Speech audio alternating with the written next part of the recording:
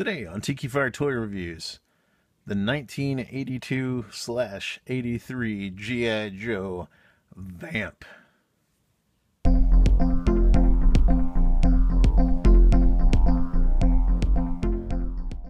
Hello, Tikifire here with another Tikifire Toy Review, and today I'm bringing you a toy review of the G.I. Joe Vamp vehicle.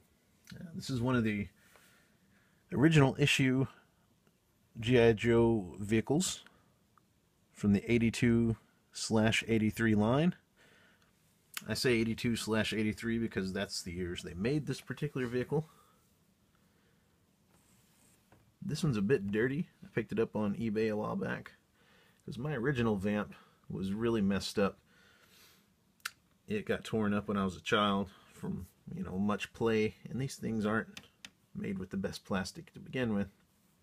If I remember correctly, these bars here tore completely off. But anyhow, I got a replacement and a replacement clutch because I don't know where my original clutch is. He's probably upstairs at my parents' attic. So there's Clutch, the Vamp Driver. He's a cool looking figure. He's got a removable helmet.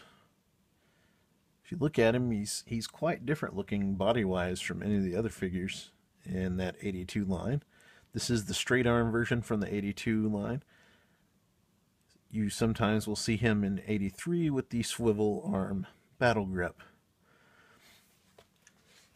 And he's got the typical articulation of the 82 figures. Bends at the elbow. His arm will swivel completely around if you want. Ball joint at the shoulder. His leg will come up to there. Bends at the knee. Does have holes in the bottoms for putting on a stand. This one, the joints, his arm joint, a little bit loose up there. Got a cool head sculpt. I really like this head sculpt, always did. And he was produced like this in 82/83. When the Vamp Mark II came out in 84, they produced him in a cream color. And let me see if I have a cream color figure like that one handy to show you the coloring. I do. I don't have my original clutch in cream color, but I do have Grunt in a cream color. Grunt here came with the G.I. Joe Falcon, I think it was called. It was the hang glider that just fell apart by looking at it, basically. I mean, if you played with it at all, it fell apart. And this particular Grunt came with it, which made no sense. Should have been airborne or something, but whatever. Anyways, the point is, Vamp Mark II clutch was in this coloring. Other than that, though, he looked just like this particular version of Clutch. So kind of cool. Not too shabby. Okay, so I've put Clutch over the side. Let's take a closer look at the Vamp. Now, the Vamp was based on a Lamborghini called a Cheetah that was produced, well, actually it was never really produced, I don't think. It was like a prototype off-road vehicle. It was made in the late 70s and never was produced, but it really did look quite a bit like this. And the Vamp at least came out of this, and it's been a part of G.I. Joe lore ever since. There have been updates to it over the years. Like I said earlier, this one was produced in 82 and 83. Evidently there was a version with a shovel on one of these hood pieces, but that one is pretty rare, I think, from what I understand. And obviously that's not this one. So this is either an 82 or 83 model. It's hard to tell because they looked identical. Now the Vamp is a very cool looking vehicle. It's got two seats. It is a two-seater. Inside on the dash has some molding and things like that. It does have a stick on the side, and then there's the steering wheel. Now, I remember my original Vamp, the steering wheel got broken because I kept trying to put straight arm clutch holding the steering wheel, and it just never worked right. And this steering wheel, it's a bit flimsy material, so if you have one of these and the steering wheel's intact, don't try to make your figures hold it. It's just not a good idea. This stuff was flimsy back in the day when it was new, much less being 30 years old. Now the Vamp has these twin cannons here on the back. Very cool. And you can swivel it all the way around. And like I said, this is not my childhood Vamp, but I did put my childhood cannons on here. And this has the action feature on the side. If you push this little rod in and out, it makes the cannons look like they're firing. Ooh. Yeah, I always just liked having it like this. Now, this does come out. There is a small mount here and an attachment. It just kind of goes in. There's like a little keyhole, and you put it in to keep it in. Now in the comics, this was shown to be remote controlled, which kind of makes sense and explains why there's not like a place here for someone to hold it. But also in the comics, though, always looked like they had more room back here, and that instead of these little access plates here, that would look like there were seats almost or something back there in the comic. And that would happen a lot in the comic. You would sometimes have vehicles like the Vamp drawn in many different ways by many different artists, and they would get the general shape right a lot of times. Sometimes they wouldn't even get that very good, but they would generally get the shape right. But then they would add things like having passengers back here and things like that. So sometimes you would see this being manned by somebody, but it doesn't really make a lot of sense on the toy.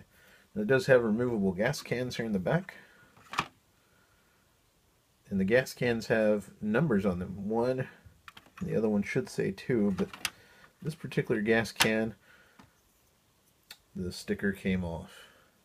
One of these gas cans is my original. The other one I got off of eBay. And to be honest, I couldn't for the life of me tell you which one's which. I can't remember if mine had the number. I think it did, but I'm not sure. And you got these stickers showing the taillights. Of course, you have the tow hook, multi-purpose tow hook. On the bottom, there's not a whole lot of detail. You do have something that looks like some kind of piping there. That's about it. And this Vamp's in pretty good shape. There's a piece of tape on there for some reason. It says copyright 1982. This one's in pretty decent shape to be so old, and it does look played with. I do need to clean it up. Looks like there might be some more tape in there. Can't tell what that is. I do plan on cleaning this eventually, though I'm gonna have to be real careful because I don't want to get these stickers wet and get them off, because those things are hard to come by and they're hard to get back on, from what I understand. Now this, like I said, this is the 2-passenger. You could have clutch driving. Good old clutch. You always kind of had to put them in through the top, which always puzzled me on the Vamp Mark II. It had the same body shape. Really, you could fit this guy in better with his legs straight than bent, which makes no real sense, but hey, whatever you got to do, right? Yeah, see, he goes in pretty easily with his legs straight. And you could kind of put his hand down here on the shifter. There you go. There's Clutch driving the Vamp.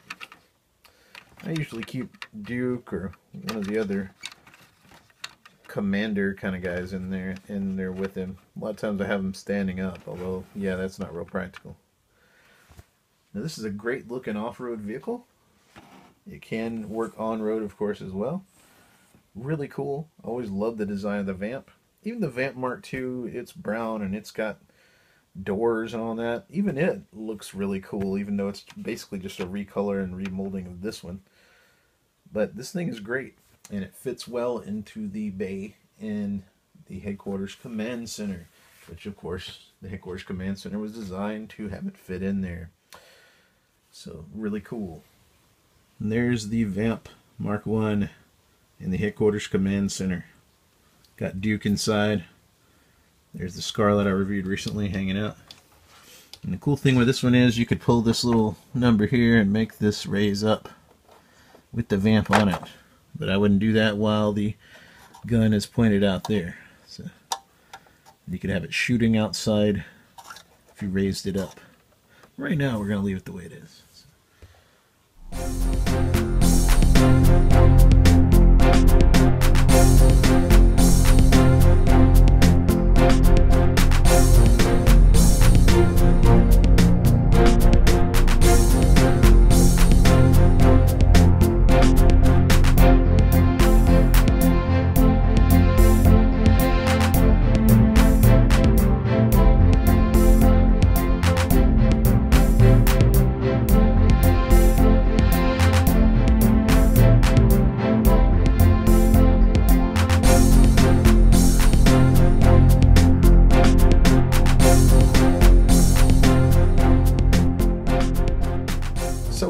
Vamp Mark 1.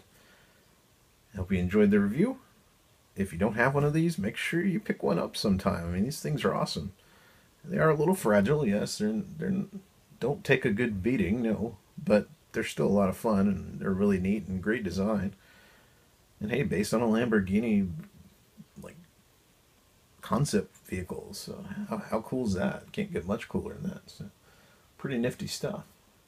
Thanks for watching, and please check out my other videos. Please subscribe.